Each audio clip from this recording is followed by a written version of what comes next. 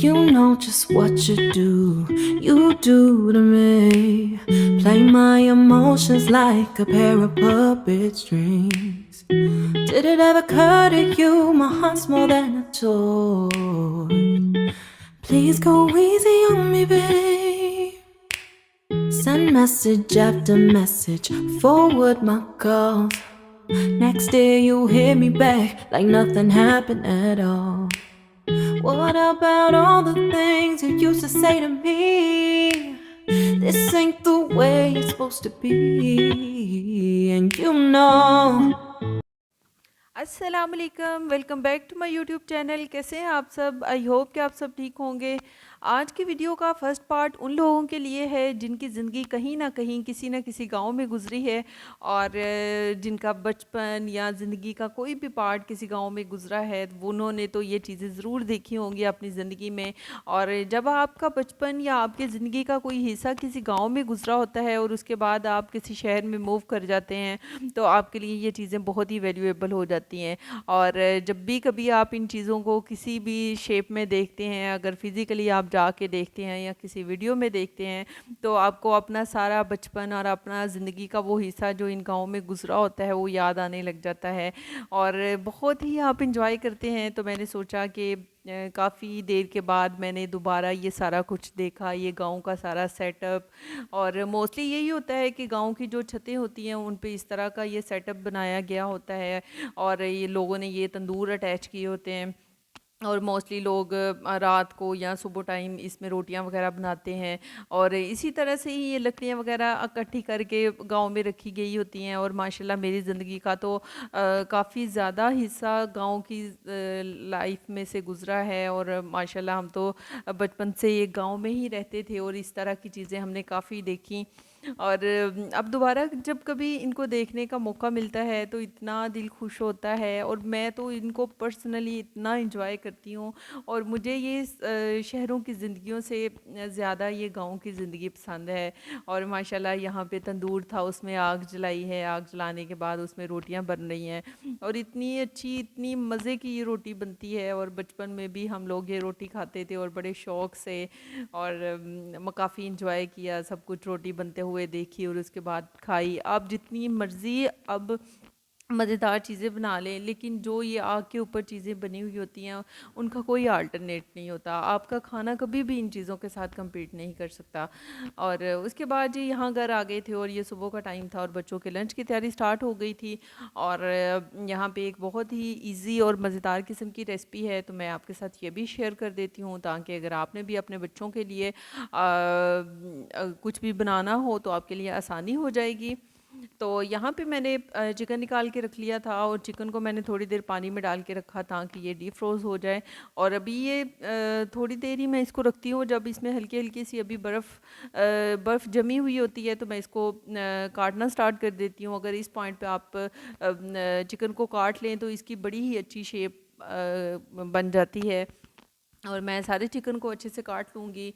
और आज मैंने यही सोचा था कि मैं पास्ता बना लेती हूँ और आज मैं कोई भी वेजिटेबल यूज़ नहीं करूँगी और जस्ट चिकन और मैक्रोनी दोनों को मिला के मैं बना लूँगी। और इस तरह से मैंने चिकन की सारी कटिंग कर ली थी और बहुत बड़े पीसीज नहीं रखे थे, थोड़े से छोटे पीसीज रखने से ये होता है कि चिकन जल्दी से गल भी जाता है और इसमें अच्छे से फ्लेवर भी आ जाता है।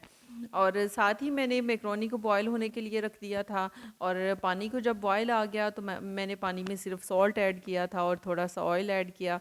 और उसके बाद मैंने तकरीबन पौना पैकेट मैक्रोनी का बॉयल होने के लिए रख दिया। और जब ये मैक्रोनी तकरीबन 90% बॉयल हो जाए तो मैं इसको निकाल लेती हूँ, क्योंकि 10% तो बाद में ये फिर कुक हो जाती है। और उसके बाद जी यहाँ पे मैंने लहसुन ले लिया था और लहसुन को भी मैं अच्छी तरह से पीस लूँगी।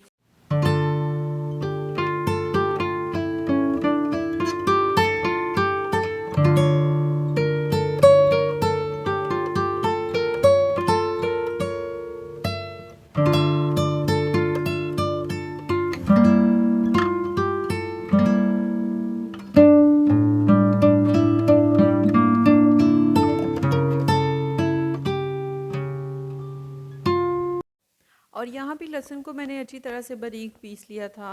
और जस्ट इसमें मैं लहसुन ही ऐड करूँगी, लहसुन के अलावा और कुछ भी नहीं है। चिकन है, लहसुन है और बिल्कुल सिंपल से इंग्रेडिएंट्स हैं। और उधर साथ ही मैक्रोनी भी बॉयल हो गई थी और उसको मैंने निकाल लिया है। और अब इसको मैं ठंडे पानी में से गुजार दूँगी ताकि इसका कुकिंग प्रोसेस रुक जाए।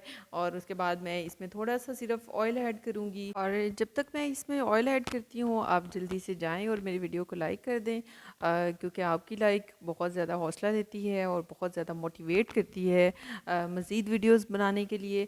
और जब आप वीडियो को लाइक करते हैं तो फिर यूट्यूब भी उसको थोड़ा सा प्रमोट कर देती है और अच्छे व्यूज़ भी आ जाते हैं। तो आप भी जब कोई इस तरह की वीडियो देखते हैं जिसमें आप कुछ ना कुछ तो ज़रूर सीखते हैं या आप की एंटरटेनमेंट का वो बाइस होती है, तो फिर ज़रूर लाइक कर दिया करें ताकि कोई दूसरा जो इतनी मेहनत कर रहा होता है वो इससे मोटिवेट हो जाए। तो उसके बाद जी यहाँ पे मैंने कढ़ाई में ऑयल डाल दिया था और जो मैंने लहसुन बारीक चॉप करके रखा था वो ऐड कर दिया है और उसको मैं थोड़ी देर फ्राई करूँगी। और थोड़ी देर फ्राई करने के बाद मैंने इसमें चिकन ऐड कर दिया था। और मैं चिकन को जब ऐड करती हूँ तो उसके बाद मैं साथ ही इसमें सॉल्ट भी ऐड कर देती हूँ। और सॉल्ट ऐड करने के बाद मैं हमेशा चिकन को ढक के थोड़ी देर पकने के लिए छोड़ देती हूँ। और फिर ये होता है कि चिकन अपना थोड़ा सा पानी छोड़ देता है और उसके बाद फिर उसी पानी में वो थोड़ी देर पकता है तो बिल्कुल अच्छे से वो फुली कुक हो जाता है और अच्छी तरह से गल भी जाता है।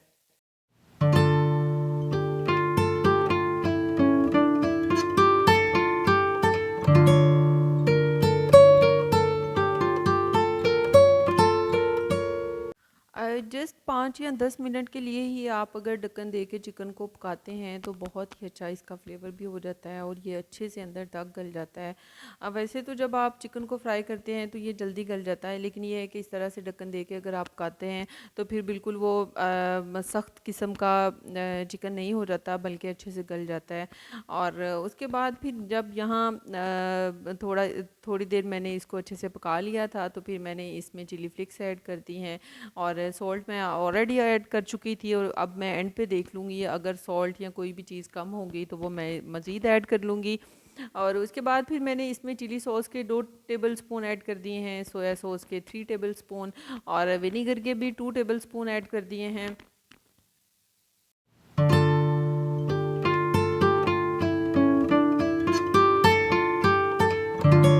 अब मैं इसमें 1 टीस्पून रेड चिल्ली भी ऐड कर दूंगी और इसको थोड़ी देर अच्छे से भूनूंगी। और भूनने के बाद फिर मैं इसमें मैक्रोनी ऐड कर दूंगी और मैक्रोनी ऐड करके मैं इसको अच्छी तरह से मिक्स कर लूँगी। और इस पॉइंट पे मैंने अभी तक इसमें ब्लैक पेपर ऐड नहीं की और मैं हमेशा जब भी मैक्रोनी पास्ता या कुछ भी इस तरह की चीज़ बनाती हूँ तो मैं ब्लैक पेपर को बिल्कुल एंड पे ऐड करती हूँ, क्योंकि इस तरह से उसकी बड़ी मज़े की खुशबू जो होती है वो बाकी रहती है।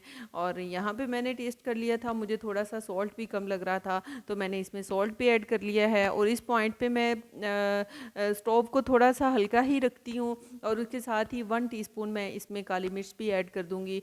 और ऐड करने के बाद फिर मैं इसको मिक्स कर लूँगी और यहाँ मज़ेदार किस्म की मैक्रोनी हमारी रेडी है। और ये बिल्कुल सिंपल लेकिन जूसी और बहुत ही मज़ेदार होती है, स्पाइसी होती है। और अगर आपको मेरी ये रेसिपी पसंद आई है तो मेरी वीडियो को लाइक कर दें एंड सब्सक्राइब माई चैनल। मिलेंगे नेक्स्ट वीडियो में, तब तक के लिए अल्लाह हाफिज़।